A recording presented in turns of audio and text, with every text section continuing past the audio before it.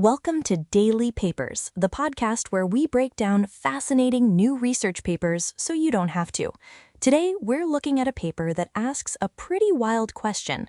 What if you put an AI in charge of a company? Right. We're used to AI as an assistant. It can write an email for you or debug a line of code. But can it handle the top job? Can an AI be the CEO, making high-stakes decisions for over a year, dealing with competitors, angry customers, and a fluctuating economy? That's exactly what researchers from Princeton University wanted to find out. The paper is called CEO Bench: Can Agents Play the Long Game? And to answer that question, they built the ultimate test, a business simulator that's basically a video game for AI, where the goal is to not go bankrupt. And it's a lot harder than it sounds. First, let's talk about what AI agents are usually good at. They excel at what researchers call short horizon tasks. Think of it like baking a single cake. You have a clear recipe, a clear goal, and you know pretty quickly if you succeeded. But running a business isn't like baking one cake. It's like running a bakery for years. That's a long horizon task. You have to manage supplies, invent new recipes, deal with health inspectors, run marketing campaigns, and adapt when a new donut shop opens up across the street. Your decisions have consequences that you might not see for weeks or even months. Exactly. And that's the gap this paper is exploring. We have AIs that are great at specific short-term tasks, but we don't really know if they can strategize, adapt, and manage a complex system over a long period. So the researchers built a test or a benchmark to measure this. They called it CEO Bench. So let's dive into the simulation. The AI is appointed CEO of a fictional software startup called Novamind. It starts with $1 million in the bank and 0 customers. The simulation runs for 500 days, and the AI's only goal is to have as much money as possible at the end. If the bank account hits 0, it's game over, bankruptcy. And the AI isn't just sitting there. It has a whole suite of tools to use. It can set product prices, decide how much to spend on advertising, and even where to place those ads. It has access to a huge business database, so it can write code to analyze sales data and customer complaints. It even has to monitor a simulated social media feed to see what customers are saying. It might see a post like, "Your new update is so slow, I'm canceling," and it has to decide what to do.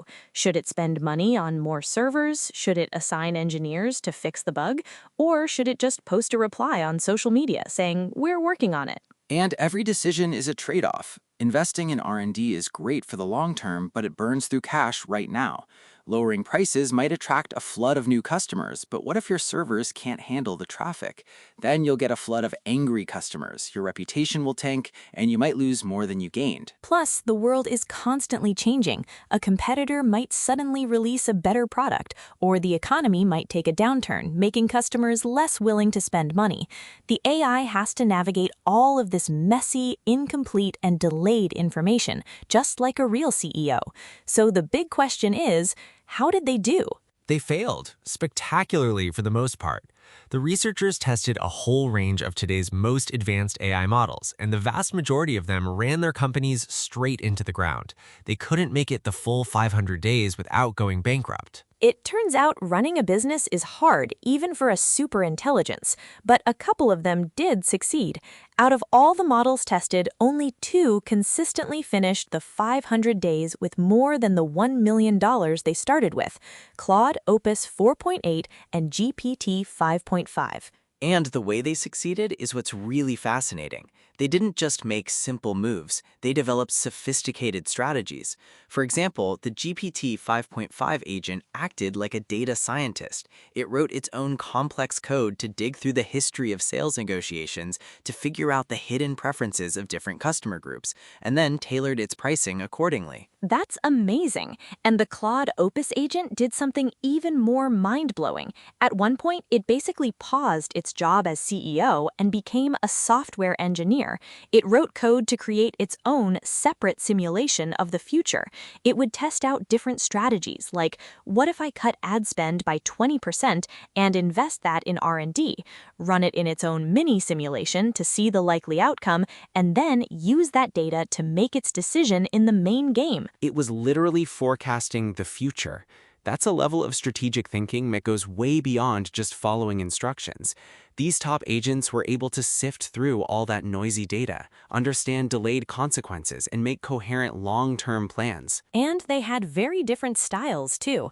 The paper shows this cool graph of their customer numbers over time. The Claude agent went for this massive early growth spurt, getting a ton of customers, but then lost almost all of them midway before recovering. It was a real boom and bust cycle. Meanwhile, the GPT agent went for slow and steady growth, building a smaller but more stable customer base that it maintained throughout the 500 days. And in the end, they both finished with a similar amount of money, around $20 to $28 million.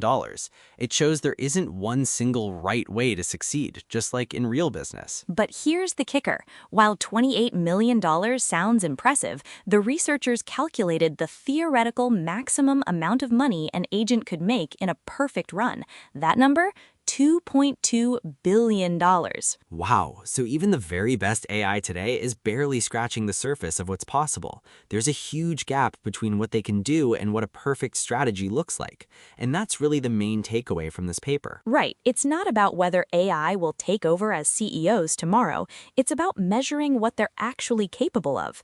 For AIs to be truly useful in complex domains, whether it's managing a business, steering a long-term scientific research project, or tackling climate change, they need to be able to play the long game. And CEO Bench gives us a powerful new way to track that progress.